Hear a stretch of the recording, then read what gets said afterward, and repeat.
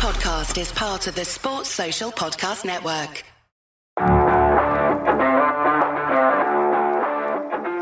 Welcome to the Cardiff Central Podcast.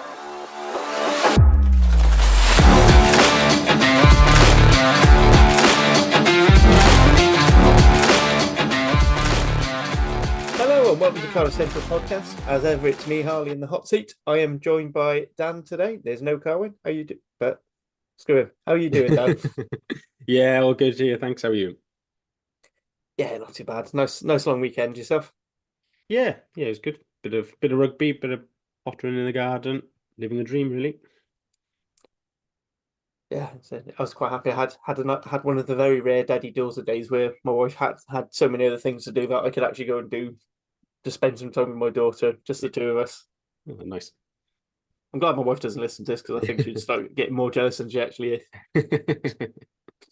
Right, so not the heaviest of news weeks for Cardiff. So just quickly bump into it. So first of all, we've got re-signings for Big Al Alan Lawrence, and more importantly, Mason Grady is re-signed, which means we do have an actual centre pairing for next season. So what are your thoughts on those two? Yeah, not the most news, but two important pieces of news, particularly Grady. I mean, yeah, there has to be one ongoing saga, I think, every season for Cardiff. Otherwise, it's not really a recruitment and retention window if there's not something that drags on for like 6 months. And Grady has been that one. You know, there was Alex Sanderson talking about him at Sale. Then there was him going to a game at Bath, which meant he was definitely signing for them. And I know there's been contact from like the likes of Toulon as well in France. So he was certainly a player who was sought after. But for Cardiff to get hold of him is a great statement of intention still in these tough times. And you know, obviously he's a massive player. He's going to be a real top star. It's important to remember he's only 22, only just turned 22 as well, and he's already, you know, pretty much nailed on as Wales is 13 this summer, and over the last few weeks has properly nailed down the Cardiff 13 jersey as well. So huge for Cardiff, huge for Welsh rugby, huge for our depth chart. Like you said, we've actually got a 15 we can put out now where everybody's playing in the right position, which is much better than where we were this time last year, certainly. And then just for Big Al, like we saw how good he was out in South Africa. I think it's important that the club do reward stuff like that as well, where players come in, take their opportunity, and it's good for those on the fringe of the squad to know that when they do have their opportunity, they'll be rewarded if they do well. And for those who might be considering coming to Cardiff as well, you know, you look at Alan Lawrence and Ben Donnell, and then if you're a young player like we've spoken about Stefan Manuel and Tom Bowen and stuff, that they look at Cardiff and think, oh, players get opportunity to play there, and then if they play well, they get rewarded with contracts and more appearances as well. So big picture good, short term good. Yeah, can't fault two good pieces of business then. Yeah, absolutely. I said I agree. That's saga. It's like Munster needing to have a narrative to win something. Yeah, as we're talking about like filling the 13 berth, we've had a very cryptic message from Cardiff this afternoon. So it's if this is to be Ray Lilo's last game, you know, his you know what he means for everything. Wonderfully emotional video. Make sure you've got some Kleenex with you. Other tissue brands are available. What do you think? Do you think that's a hint that the retirement's coming? It's just that he's definitely going to be playing on Saturday, or is there one more year for Ray? It's certain. I mean, it could be both. They would. It's a bit like that. What Exeter did with Henry Slade the other day, where they sort of trailed a video where he was both retiring and staying at the club at the same time, and then an hour later popped up with that he is staying. So I guess they have to cover all bases. I think it probably points still to the fact that we don't know what our budget is for next year. We don't know exactly what the squad's going to be. But that it does say that I think they're covering that if we don't sign Lilo, then we've honoured him. But there's a statement of if the money's there, we would like him to stay, I think is how I would read it overall. And one more year from Ray is certainly not something I think most on the terraces would turn down, certainly. Yeah, certainly not those of us in the crazy corner. Yeah, I think he might need another year. He might need a step to get over the hoardings to come and join us after matches. But get a winch out. Yeah. But I said the more time we have Razor Ray, the better. Just even if, as you were saying, he might not be the most obvious coaching type player, but just having him around the environments for the likes of your Tom Bowens, it's just gonna be great to see how he goes about his business. I said I think Simba was saying, even though it looks like he finds everything effortless, you do see how much work he puts into it behind the scenes. So that can only be good. And yeah, Big Al. I mean, I'm not sure I necessarily agree with you as him being a second row cover, but certainly a good 6'8" option, which means that Big Mac isn't going to be solely relied on. We don't know what Faletau's availability is going to be like over the next year. Coming back from injuries and getting another one. It might be worth him having a bit longer than he might necessarily need, just to make sure he is fully fit before we try them out again.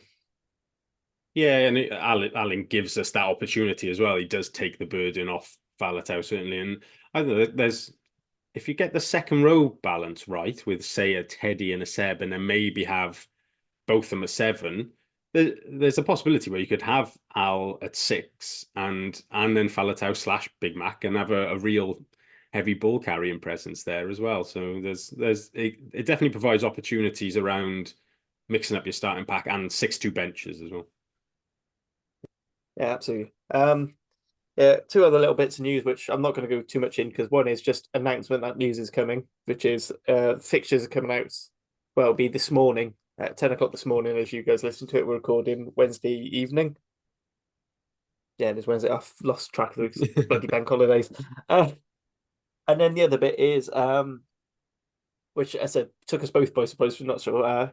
Diego Bango has been named a Welsh ambassador for the Lesotho Rugby Academy, which, as far as we can tell, he has no links to Lesotho, but yeah, good for him. Yeah, sort of charity promoting rugby for impoverished kids, for raising health and awareness for HIV and other issues in those sorts of parts of the world. So yeah, good luck to him. There's an event on the 4th of June in the club, in the Pack Bar. So if you're interested to get involved, contact the club. We will repost it. We'll post a link in with the description for the pod. I think that's all the newsy bits out of the way, unless there's anything you want to add, Dan.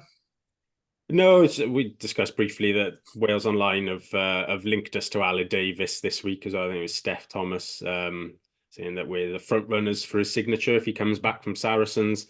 We'll delay full judgment until if and when he signs, but it does seem like they're addressing the problem areas of the squad, at least, because as far as we're aware, Bevan is the only scrum half at the moment. So it's a hell of a workload for him to be playing all 80 minutes next season. But if they got an Aled Davies in, it would certainly bring a bit of experience to the position.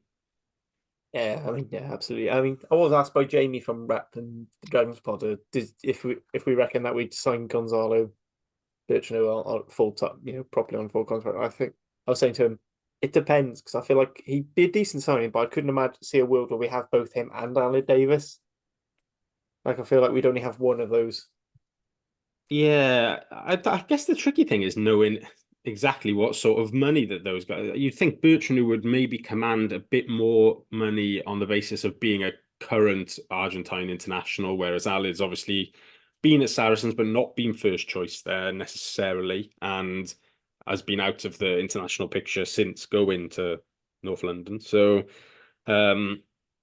yeah, it's supposed to not be on the rounds possibility, but Steph's piece in Wales Online mentioned again, I think the guy's name is Johan Mulder, the Lions scrum half, who was linked with us a little while ago as well from that trip to South Africa that some of the management took, I think. So that he'd probably be a somewhat cheaper option than Birchenough would be. Was that the absolute shithouse one? Who just seemed to want to start fights all the time? Because if it is, I'd be keen. I honestly have no idea who he is. I don't know his name at all. It's a quick Wikipedia of him. He doesn't even have his age on his Wikipedia. So not much known about him. He played for the Bulls briefly, 2021, the Griquas in 2022, and he's been at the Lions since the start of this year. So I assume he's relatively young. Hasn't played much for them. So yeah, maybe I'm thinking of a different one. Yeah. Anyway, so no blue and black rugby to talk about this weekend. But there was some. So we had the European finals, which so should we start with the Big Boy Cup or the Champions Cup? We'll start with the sideshow of the Champions Cup, I think, and it was a great game, to be fair. Like it was it obviously wasn't much attack to it. It was defenses on top, but well, I mean, what a battle between it was the right final. It was the two best teams in Europe, really, and um, I think in the end it was the right winner. I think Toulouse probably made it harder for themselves at times. They probably should have tried to kick on and win it in normal time. Obviously, then Richie Yano gets sent off as well, just to add a bit of extra drama to it at the end. But yeah, great game. That both sides' defense was just immense. Dupont, unbelievable. Alexandra Rumat, the number 8, was superb as well. Not somebody I've seen much of, because obviously Aldrit pretty much dominates the France 8 top, really. So you don't see a huge amount of other people there. But yeah, he was fantastic. Just, I mean, yeah, the quality on the pitch, it's another level, really. It's mad to think that we played Toulouse earlier this year. It feels like a lifetime ago now. But on that basis, I just feel like, as we also lost to Toulouse, we can class ourselves as joint runners-up of the Heineken Cup this year. Or, sorry, the Investec Champions Cup. Apologies to Investec. Yeah, I agree with that. The main thing I want to add is I think that's possibly one of the best non-test games of rugby I've seen in I don't know how long. It was just the intensity was just palpable. I know Saturday was supposed to be my daddy-daughter day, but my daughter was learning the intricacies of rugby. That was our activity from about 3 o'clock onwards. Teacher, yeah, it was such a good game, and honestly I didn't. As much as I couldn't wait for it to finish because I was so exhausted from it, I didn't want it to end either. Yeah, I think. I mean, the one thing that I found really mad was when Ramos came on, he took over the kicking from Kinghorn, who was absolutely metronomic. And yeah, as much as I don't want to overhype a Scotsman because overhyped Scottish fullbacks can be a bit of a problem sometimes. He was brilliant. As much as I want to laugh. As much as when we had Craig Manson on the pod, we both started laughing, saying, "They're king of the place to lose." Yeah, it is weird. Like, he was obviously a talented player, and he had like moments for Edinburgh and for Scotland and stuff. But I had no idea he was a goal kicker to that level. Absolutely no idea. And yeah, just the quality of his play. I'm obviously playing with better players must elevate you to a degree, but yeah, he doesn't look like the same Blair King. If I didn't know that he'd moved, and you were just watching that game without knowing who the players were, I'd never have guessed that was Blair King of Scotland at 15 there.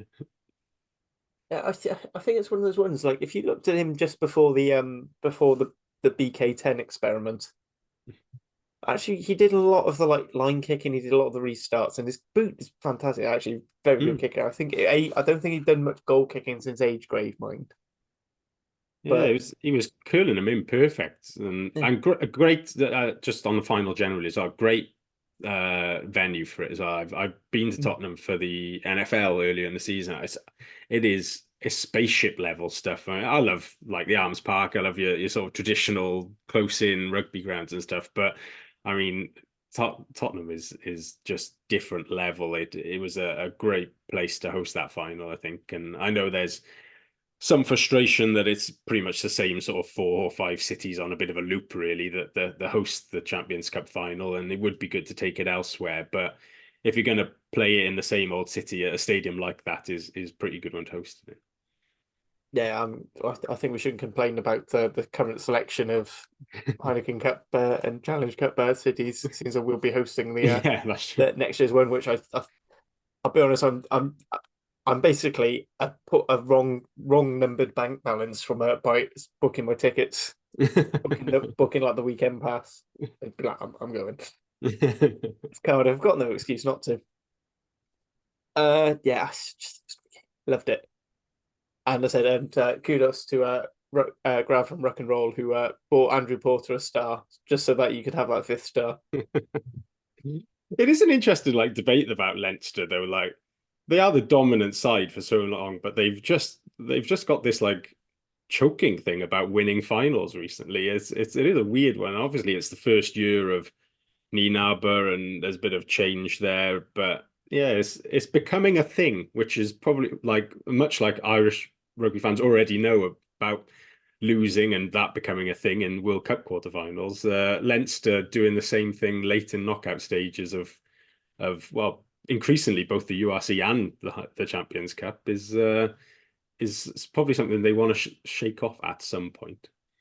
That's an interesting point. I heard from a couple of different Irish pods, and they find it really funny how Leinster did absolutely everything they needed to turn around against, so they could beat La Rochelle, and it's almost reversed the vicious cycle of Leinster beat Toulouse beat La Rochelle beat Leinster, and they've turned it the other way. But because they've made themselves perfect for defeating La Rochelle, they're now completely vulnerable for Toulouse. It is just mad. Yeah, it's a funny one, but did you notice how many times Cardiff came up in that broadcast? Yeah, and like and like before as well. So we got the couple of mentions when Gloucester were playing in the Challenge Cup as well. I think we must have been up there with most mentioned clubs who weren't involved or even close to being involved on the day as well. It was bizarre. Going on to Challenge Cup then. So I've talked about how the Champions Cup was one of the most intense and interesting non-test matches I've ever seen. This was the exact opposite. This was fucking bad. It was two teams who've had poor seasons playing a game which I'm not sure. I don't know if Gloucester actually were that keen on even being out. Weird that they've manufactured their whole run-in towards this sort of thing, and then going like losing 90-0 to Northampton because they were resting everybody in preparation for this, and then they turn up on the night, and first 15-20 they were sort of there or thereabouts, but at no point did they actually look like winning that game at all. Sharks were slightly better than they have been the rest of the season, but I'm not fantastic at any point. Probably the main highlight is Vincent Cox 50-22, which was absolutely superb. I mean, beautiful. That was worth the admission fee by itself, to be honest. But yeah, other than that, it was a fairly forgettable one, and I don't know. There's big problems at Gloucester there that I wonder if George Skivingson survives the summer there potentially. But obviously they're becoming Cardiff Old Boys next season, so whether that's a help or hindrance, I don't know. But it's if I was sort of Thomas and Anscombe watching that, I wouldn't be overly thrilled about turning up there next season, because that's going to be a fairly somber dressing room, I think. I think there'd be a lot of refreshing their banking app. Yeah, maybe. I just it's a great place to play still, and they do have good players, but they're just something isn't right at that club at the moment. But one thing I was surprised. I mean, I think Squidge pointed out on Osprey's Irish. Just actually, I ended up watching what Zach Mercer was doing in between his carries. And it wasn't a lot. Yeah, I'm actually I'm starting to like see why the last two England coaches haven't fancied him. To be honest, because actually I do think it was just a bit. And to be honest, I thought about a lot of the Gloucester pack. Like when they're on top and they're going forward, they're all really into it. They're all going really well. But as soon as they start getting beaten up, they just sort of. I don't want to drag in, our fellow region from the east, but it was a bit Dragonsy that they just sort of, as soon as they start getting beaten a bit, they sort of just fall into their shells. And I think it's the thing I most don't get about it is that Ben Donald came to us from there, and he looks like a player that they could really do with. I just thought if he was at 6 for them on Friday, and that sort of that repeated effort, the work rate, the willingness to take the ball phase after phase and make tackles phase after phase. Yeah, he's not the biggest guy, but like you say, somebody like Zach Mercer, he was very, very much a sort of a YouTube rugby player in that he's got a very good highlight reel, but there's perhaps not too much else about that. And with the possibility of annoying the Ospreys podcast, which was Morgan Morris until sort of the start of this year, I would suggest as well. And yet he made a lot of good impacts on games here and there. But as Toby Booth mentioned, I think after they played the Dragons last time out, that he did have work on defensively. Being fit enough to make repeated efforts defensively and in attack.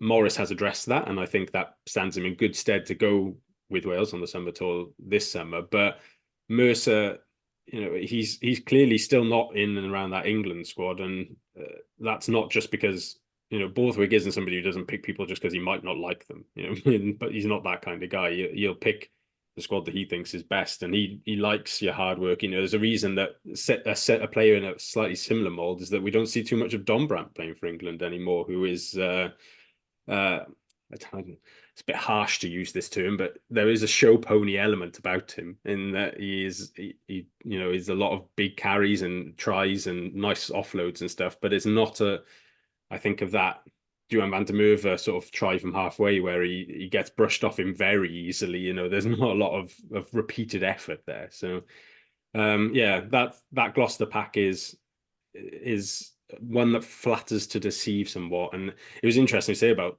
the Dragons. And then when I think they took Sam Scarr from the Dragons on loan briefly towards the second half of the season and put him on the bench as the replacement hooker. So if that's where they're getting their loan players from, maybe it's rubbing off.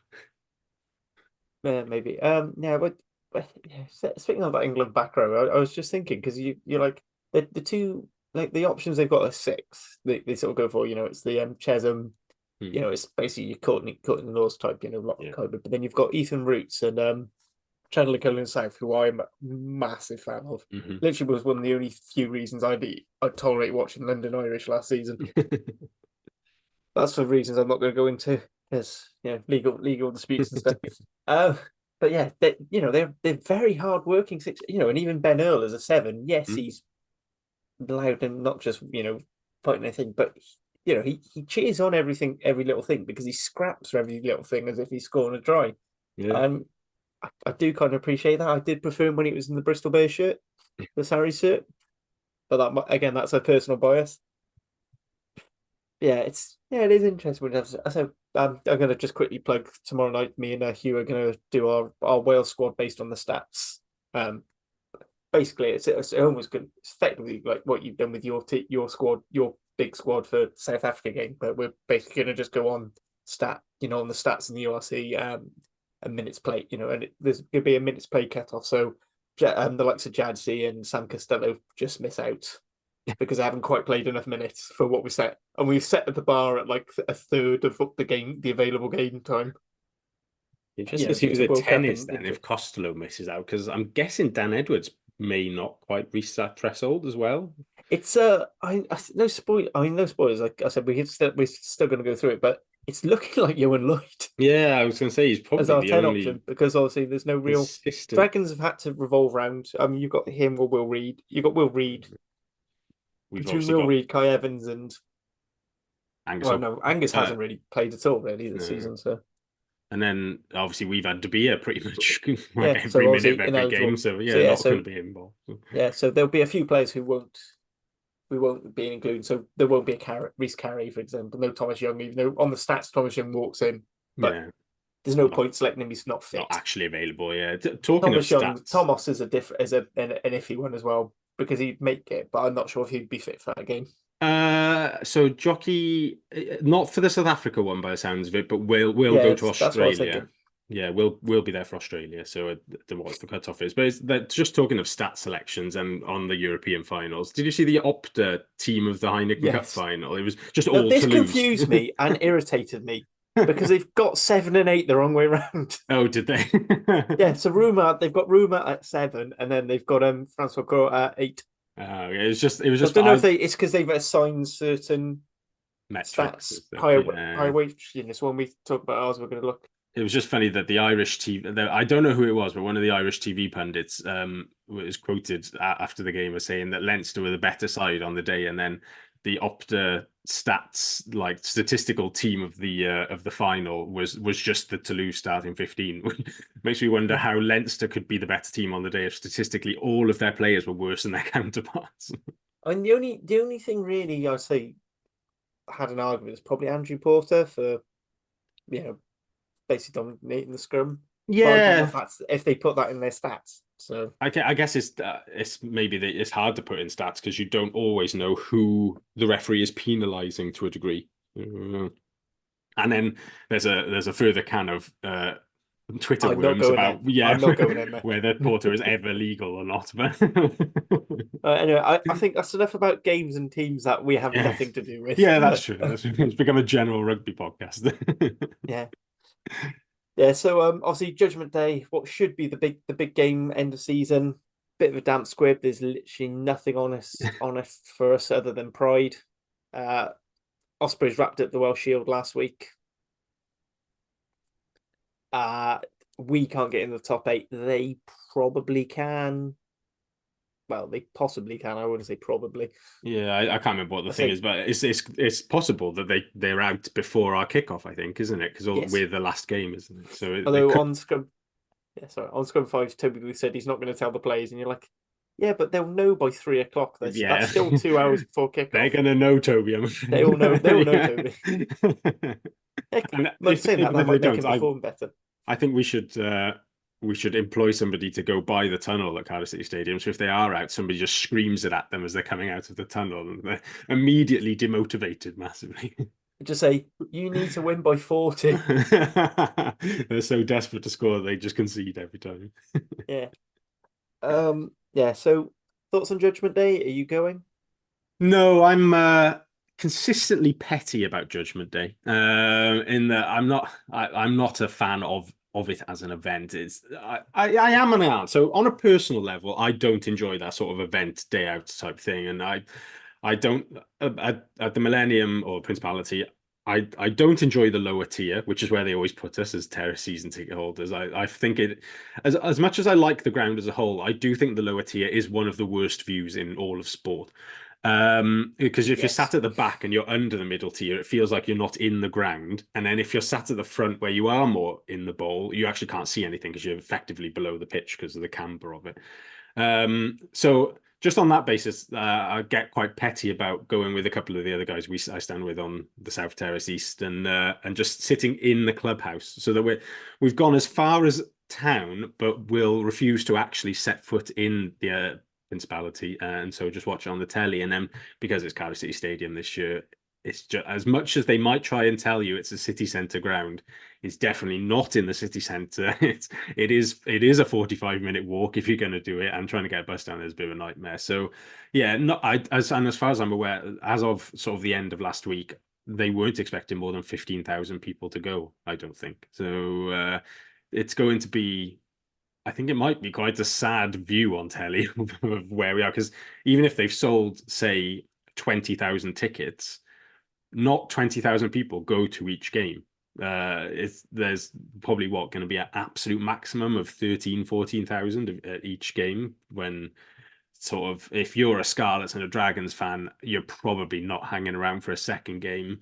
And if you're a Cardiff or an Ospreys fan, you might get there during the Dragons and the Scarlets game potentially, but there's going to be very few people who watch 160 minutes of rugby in that ground, I would suggest. But anyway, I'm not going. I will be in the clubhouse performing my annual pettiness of watching it on the telly, and the game itself. We are noticeably second favourites, I would suggest. The Ospreys should, like, the table has them far ahead of us, even if they're only one place above us. They are a good number of points ahead of us. They've had a very good season. They've been the standout Welsh team by a margin. They tend to dominate us up front, is sort of what they do, and that probably shows no sign of obviously abating. But then you go back to last year's Judgment Day, and if we can get them on the run and get the ball moving, and we're above 95% accurate in everything we do, we can move them about, because they're not as direct and immobile as they once were, but they're still not a particularly quick team. There's not, obviously Keelan Giles is an exception to that rule, but through midfield, 10, 12, 13, they're not massively quick in there. The back row has got good players, but they're not hyper athletic as a back row or a back five forwards. Mentioned about Morgan Morris earlier. No, he's not he's not going to be getting around the pitch in the same way that like a James Botham would be if he was at 8, or Jack Morgan's a great player, but if Botham slots in at 7, then use him again. Botham is more athletic than Morgan is. He's going to get to breakdowns quicker. He's going to get on the outside of him. Second row wise, somebody like Seb and Thornton are going to be more mobile than a Hugh Sutton is, or James Ratty, who has bulked up quite a bit again since going back to the Ospreys, I fancy, and has lost a yard or two, which has probably moved him out of Wales reckoning where he was in it with us. So we have opportunities to get at them. I think the weather's quite nice, and so that will, if it's a dry track, that will help us. It's I suppose the question mark is how keen we are to win. I saw an interview with Sherratt and where he said that Belcher had told the players that they must win. It's like a must-win game. If they come into that attitude of, yeah, it's one last big game, we'll give it everything we've got to go all out and win, and great. But if even a couple of them are already on the beach, then it might be a bit of a long afternoon. So yeah, I'm quite relaxed about it, to be honest, because it doesn't matter for us ultimately. But just on a general level, I think it would be nice to finish on a good performance, whatever the result may be. The season has been one big upward curve from where we were at Benetton to now, and if we finish towards the top of that upward curve, that's quite a nice way to sort of bookend the season of, not playing great in those first couple of weeks and playing much better now with the win against the Sharks. The games at Ulster and Munster and Glasgow were good. And then finishing with a big derby performance against Ospreys would be pretty decent. Yeah, I agree. I mean, this is the first Judgement Day I'm not going to do. I actually quite like the double header, but I will quite happily watch. I'm one of those people who quite happily sit and watch rugby all day long. Bit harder now, but when I can, I do. Yeah, I will be back in Devon, hosting a barbecue where I'm going to be getting the smoker out, doing a couple of nice things. So nice. I don't know how much of the rugby I'll actually be paying attention to until Sunday. I might have it just sort of propped up next to my smoker. It's probably the best way to watch it, to be honest. couple of beers in hand, panic, having temperature anxiety, making sure that like enough heat but not too much heat is going through any one time. Shall we have a bit of fun? See how wrong we can get this team? Yeah, I mean, we were miles off in the Sharks. Unbelievable. I don't think anyone predicted that midfield. No, that's true. Like Sherratt did spring a couple of massive surprises on us, but it was quite comical how far off we actually were in the end. And I do feel like most people would have backed our selection over Sherratt's probably, but obviously he's the man who gets paid the money for it, and he got it right on the day. But yeah, I think there's another tricky-ish one this weekend. A couple of question marks over fitness of some players, and that Lilo video throws a spanner in the works, suggests he may play, and there's a sort of farewell to him. But yeah, I think there's some which are fairly straightforward. So where do you want to start? Shall we start? We'll just I'm as much as I love my team sheets being 15 to 9, 1 to 8. Yeah. We'll just go through numerically just because it's easier. So if we go start in front row, it's not the home farewell, but it's the last game for Rhys Carry. It is the last game for Rhys Carry. Obviously Ospreys' tight 5 is their strength, and they are strong bench and starting as well. They've got 2 excellent front rows there. Who have they been? They've been starting with both recently, I think, haven't they? And then Henry's been backing him up. Is that right? Typically, yeah. So I think. So I wonder I think Ben Warren's been injured or something, because I know Rhys Henry's played a lot as backup loose head when required as well. Yes. So I'm thinking Doma starts against Botha, and then Carey comes on against whoever the backup tight head is on the day, Warren or Henry. Belcher at hooker is fairly straightforward, and then Azza at tight head. So back to the Ronda front row. If in doubt, Ronda front row. Yeah, that's and then Littrick bench tight head again. Yeah, Littrick and Evan Lloyd. That seems to be the settled now. Evan Daniel's an interesting one in that obviously he went to South Africa, but on my squad list of next season, he's still very much questionable contract wise. He last was announced to sign a new contract 2 years ago. And contracts typically are run for 2 years. So I'm not sure what the state of play with him is. He probably wants to be playing more regularly, but whether he can go anywhere to get that, I'm not sure.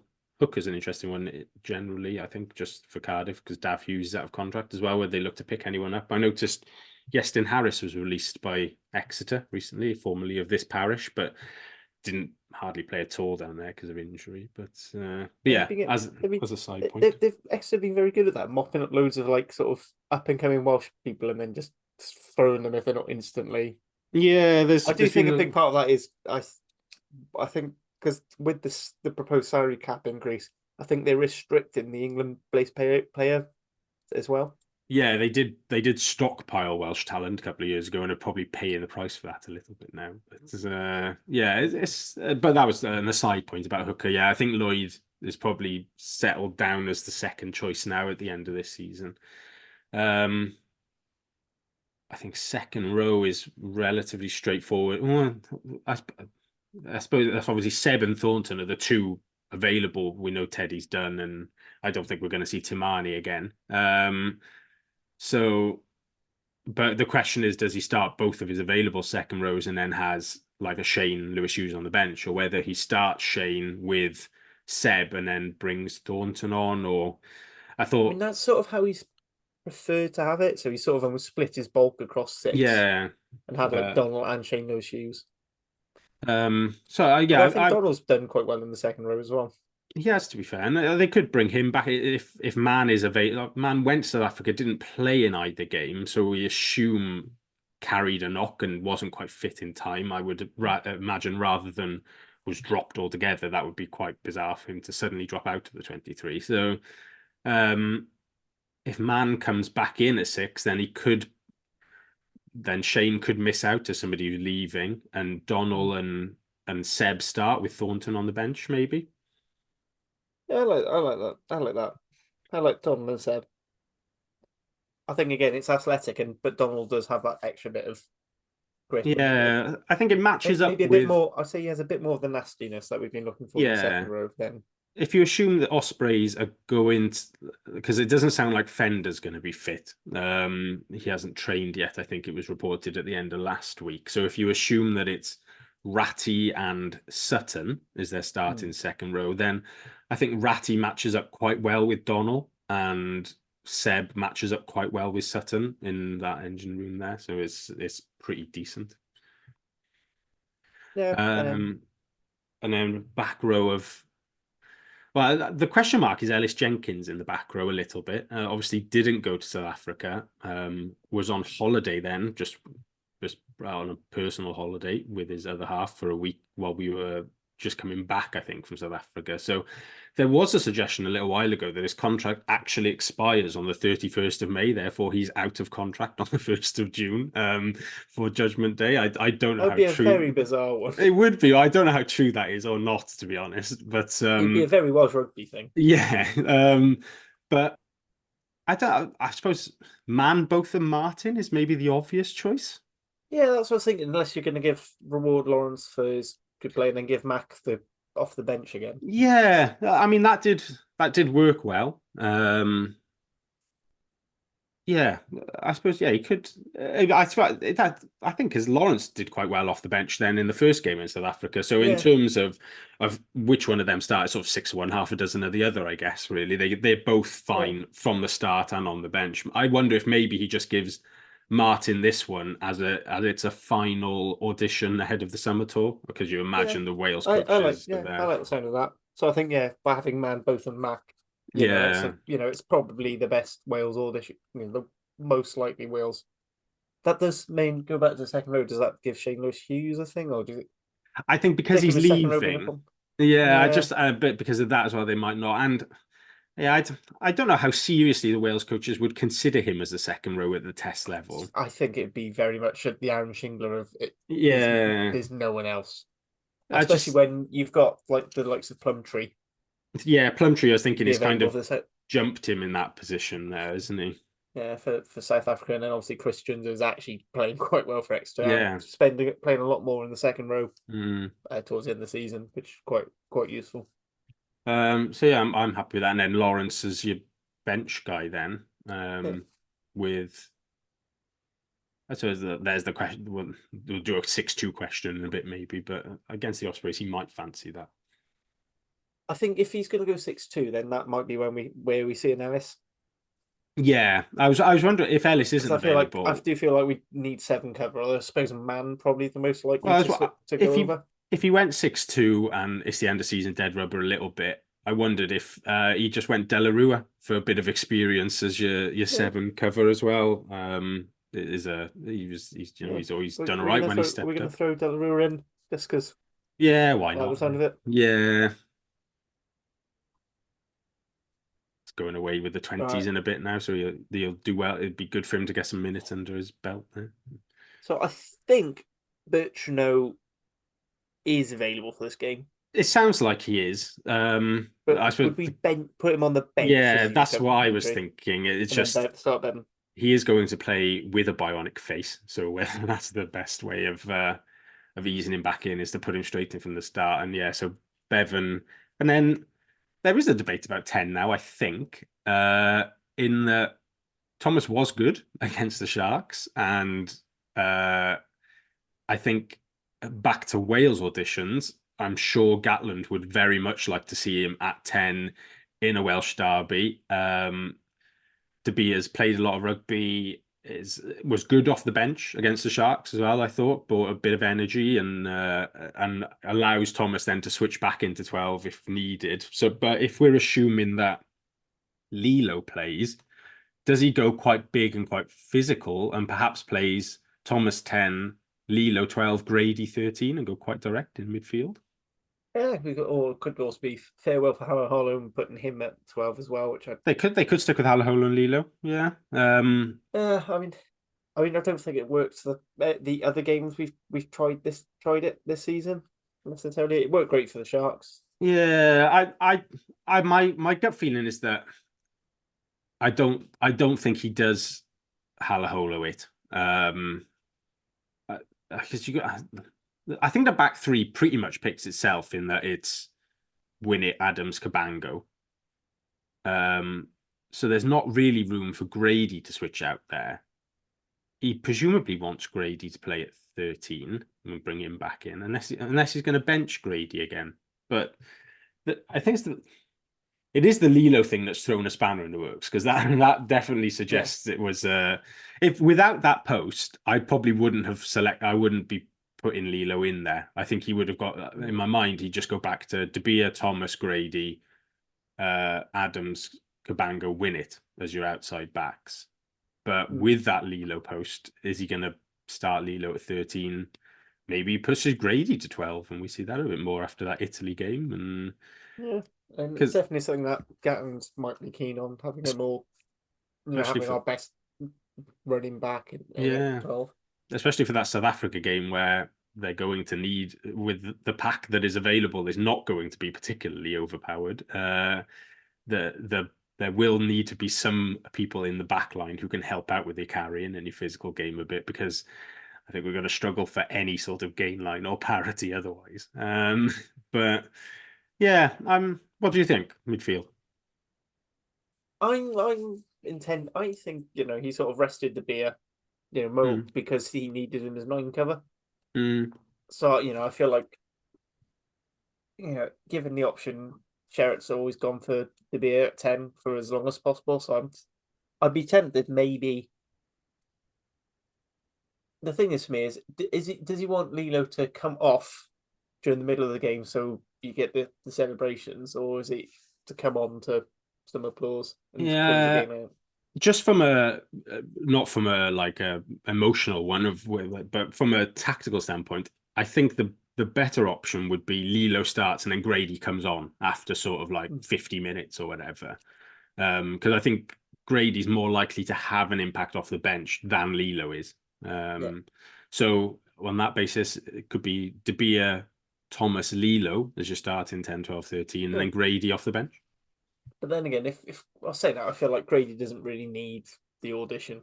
No, I think I feel like he's going no nailed matter on. what. Yeah, yeah. He's not somebody who like same as like Winnett doesn't need to play. If he started Beetham, you might understand that. Who's somebody who might fancy an audition. Yeah. But yeah, I think whereas there's question marks over that back row selection where it's always competitive. Grady is basically the only fit 13 in Wales, like out and out outside centre. Yeah, I mean you're looking at him and really you're looking at him and Watkins as our 13 options. Yeah, and Watkins stands. is very much a 12 and a half in that sense as well. He's not what you would class as a natural 13. I don't think he plays like a 12 who's shifted out. As much as people have been watching Landover are very excited about it, I very much doubt Max Page gets called up. It would be the biggest Welsh rugby shock for a long while. Yeah. So team as we've got it. See if we're happy. So I am going to do it the correct wing now. So we've got for 15 to 9. We've got Winner, Adams right wing, Lilo outside centre, Ben Thomas at inside centre, Thea Cabango left wing, De Beer and Bevan as our halfbacks, and then in the pack we've got the Ronda front row, Domachowski, Belcher, Azarati, Ben Donald and Seb in the engine room, Alex Mann, James Botham, and Big Mac as our back, and so that's our run on side. And then on the bench we've got Evan Lloyd, Carey, and Reese Lithrick. And then Thornton's our second row as our sort of second row cover. Then Alan Lawrence and Lucas De La Rua, sort of back row, maybe with Alan Lawrence maybe having to cover second row if we're in dire straits. Then our backup backs are Gonzalo Bertrand, who come back from injury, and Mason Grady. If that was announced, I'd be very happy with that. I have to say, like I'd be overjoyed that we predicted that. But I'd say that's a good side. And as you said, like having a Beetham in, or Shane Lewis Hughes, I don't think if Ellis Jenkins is in, I don't think it weakens it that much. Again, if we end up with 5-3 and we end up with Beetham on the bench with Winner starting, again that's works for me because you've got your 12 cover there as well. Yeah, there's some very good travelling reserves available there, certainly. So I think, and I would give that side, more than a fighting chance against the Ospreys in terms of just pure on paper head to head. There's definitely matchups there which I would put Cardiff ahead as many head to heads I would give to Cardiff as I would give to the Ospreys. Probably, I think it'll come down to perhaps Ospreys have got a better conversion rate of games in that final sort of 15 minutes. They have won quite a few games that were tense, whereas we, as we well know from our bonus point tally, have generally come out on the wrong side of them. So yeah, I think although we are still second favourites, that team would definitely keep us within sort of 7 points on the betting, I would argue. I think so. One thing I do think will play into it is Adam Jones as the referee, because when we've had him, he's not been the biggest fan of how we approach the breakdown. Yeah, that's probably. But then fair. again, also I know Ospreys fans are absolutely dreading him as well, so I think that's probably a good sign. It's interesting that the two teams that you could match up. You could almost argue if we start with a back row of Mann, Botham, and Martin, that actually Ospreys have got more natural jacklers than we do. If Nicky Smith loves the turnover. If they go with Jack Morgan and Tipperick Jack is presumably 6 and 7, is it? Are they going to be the 6 and 7, Tipperick and Morgan? Well, yeah, you'd imagine him. Morgan Morris is sort of like a 7/8. Can actually be quite good over the ball. James Ratty showing that he's pretty handy there. I mean, we do have Tinas De Beer, so we've got our back. That's true. Chico threats thing. And Belcher, Ben Donald as well, actually, for that matter. Got a couple in there, but I think in terms of like sort of amount of turnovers won per game, they probably edge it on some sort of stat there somewhere. But then I think their turnovers are more off the cuff, whereas ours are a bit more. That is our defensive ID. We are team that will just jackal everything and turn you over, whereas Ospreys are more physical, meet you up like for the fight team and knock you back, and then maybe win the jackal turnover after that if just the opportunity presents itself, more than we're going to jackal everything and see how we go. But yeah, there'll be definitely an interesting battle, and I think it's definitely the game of the day. I've absolutely no interest in Scarlets v Dragons at all. I couldn't be less interested in a game if I tried. So had Dragons actually somehow won against the Ospreys, and it meant that all four sides were still in the hunt, sort of near enough in the hunt for the Welsh Shield. Right, I know it's the Parkgate Hotel hubcap and means nothing, but it's at least it's something you can chuck in your trophy cabinet. Yeah, it's just which is the only upside of the Shields. But then it might be interesting, but they're just I'll be honest, it's two teams that I do not want to watch. It's a battle for who's the second worst team. Yeah, in the league. It's just there's some good, Dragons have named their team today randomly. Don't know, is trying to play mind games in a game that no one really cares about. But it's a good team. I really like Woodman and like Westwood at 6 and 13, and Will Reed still playing well. They got some good young players there, but I just don't want to watch the Dragons or the Scarlets play rugby at the moment. To be honest. Yeah, absolutely fair. But I am our game should be good. I just hope it's a good game. That's all I'm after for the last one of the season. Absolutely. Gonna nail down a prediction. To beat the Sharks, and that came through. Am I going to be overly positive? I think I give it to the Ospreys still, but not.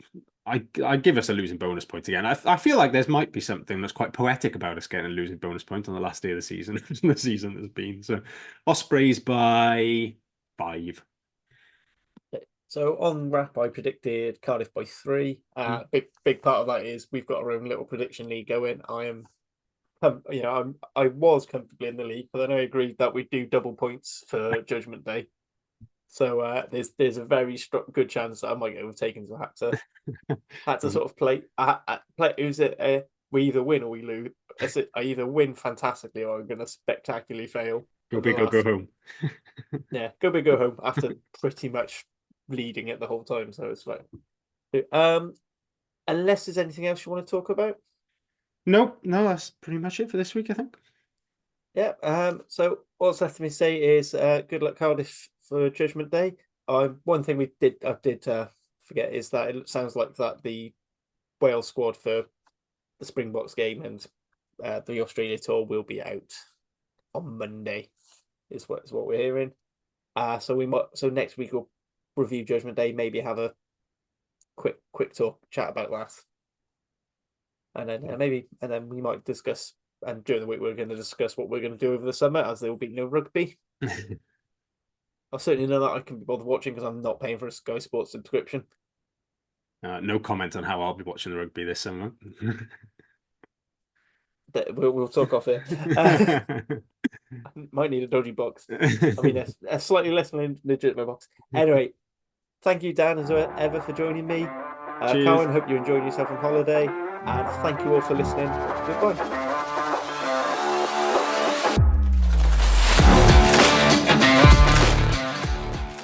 Thank you for listening to the Cardiff Central podcast. We hope you enjoyed the show.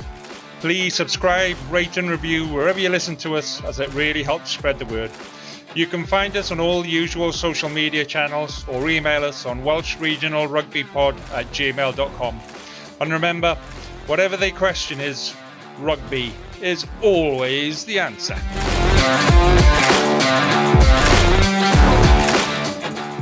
Sports Social Podcast Network.